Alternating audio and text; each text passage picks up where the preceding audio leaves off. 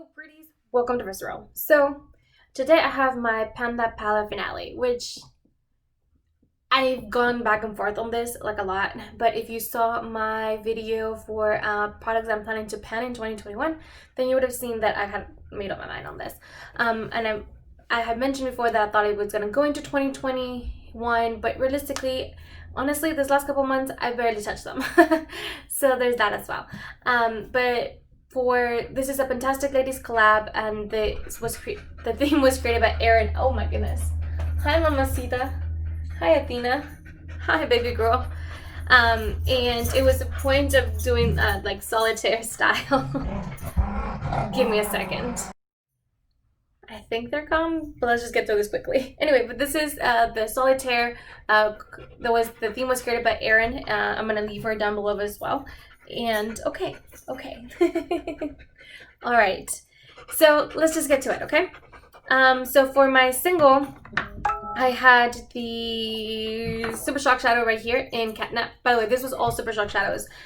Bad decision on my part. This was super disappointing because there's so many little progress that you see every time you use them. So bad idea. I should have gone with some powder, but it is what it is. I did end up hitting pan on it. Jesus, the glare. There you go. But twice. I had no pan on this before this, so I'm really happy about that. And that was, again, Catnap. For my duo, I have these two right here, which was Shiny from, again, COLLAB Super Shock Shadow, which I hit pan on it 3 times. Or there's pan showing on 3 areas. There's a little one right here at the top. I'm not sure. There you go. The big one in the middle, and then this one right here at the bottom. It's a big one right there. Kind of looks like a Monsters Inc. monster. And then we have Heiny, which I used it a little bit only. And as you can see, there is no pan showing on that one, which is a little disappointing, to be honest. All right, for my trio, I did end up finishing one earlier this year. And I believe, I honestly don't remember the way I had these like 100%.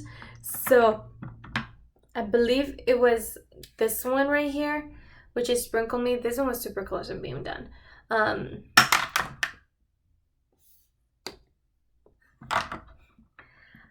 Ow, that was scary.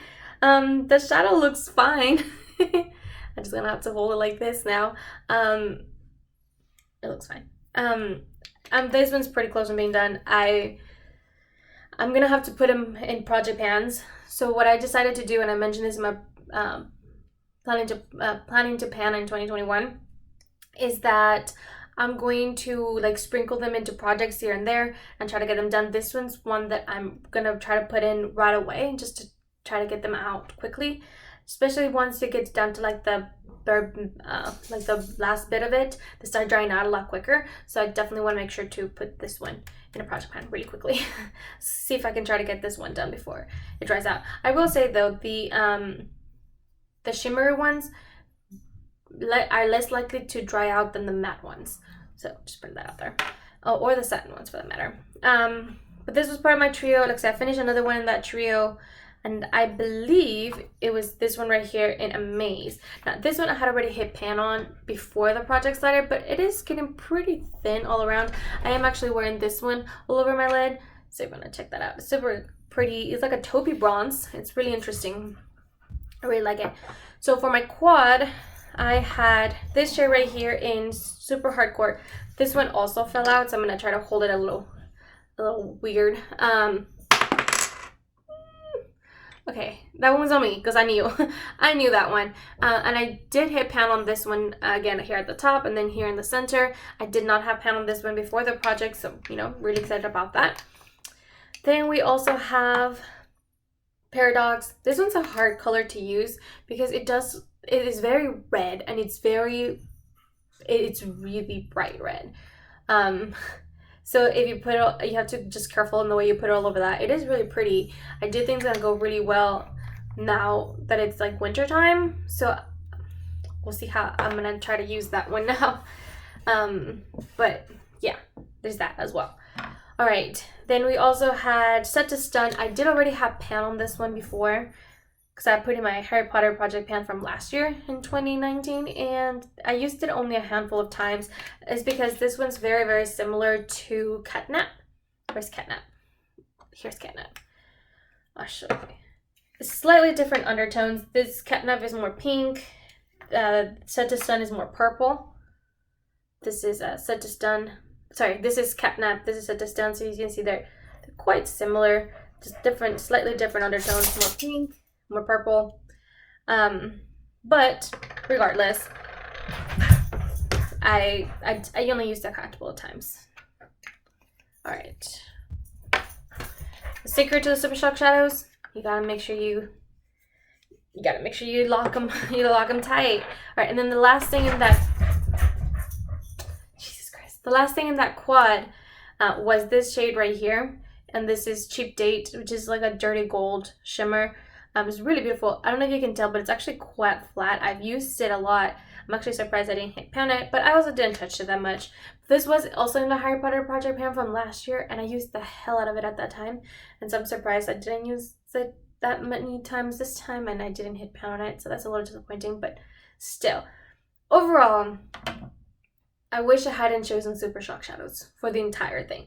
I just feel like if I use powder, it would have gone a lot quicker, because there is kick up. They're also quite large. I mean, a Super Shock shadow is 0.07 ounces versus regular eyeshadow can be anywhere between 0.03 to 0.05. So there's significantly less product. Also, again, kick up, you use more of it to build it up. And these are super intense, super pigmented from the get-go. So there's very little you're losing. There's very little progress for you to see. So I'm a little bit disappointed, mostly at myself. I also can say that I didn't use them nearly as consistently as I should have in order to be successful at this project pan, which is 100% on me. Regardless, I do want to start sprinkling them into project pans here and there. I know that this specific shade right here, which is super hardcore, I've been using them as an inner corner highlight and brow bone highlight pretty much all year, and I'm probably going to continue doing that all of next year and see where that leads me. I don't know that I'm going to actually put in a project pan, but I just want to keep consistently using them. There's a couple that I know are somewhat close to being done, and that's this one right here, which is Sprinkle Me and Shiny. These are somewhat close to being done if I just were to be a little more consistent. So I do want to put this into a project pan relatively soon. Other than that, I hope you enjoy this. I mentioned this before, I am taking a break from Pan That palette and things like that. I'm not saying that I won't be panning eyeshadows. I'm just going to be very... Jesus Christ, go on a sec. Go get... Alright, I really need to write this up. I'm just going to be very selective with what I pick to put in project pans. Like in my pie project pan, I have like cream shadows, and I'm going to try to rotate through one palette, you know, every time I'm in my pie project pan. But I'm also trying to do the eyeshadow obsessions, and once I eventually go through all of my eyeshadows, which I hope I can go through all my shadows by end of year of 2021 or before then I'm going to try to do a 1 week 1 palette. So I'm just trying to really use my eyeshadow, because I feel like I haven't been able to do that, at least not properly. So anyway, that's it. I'm going to stop my rambling. I hope you have a good day, and please don't forget to like and subscribe, and I'll see you in the next one. Bye guys.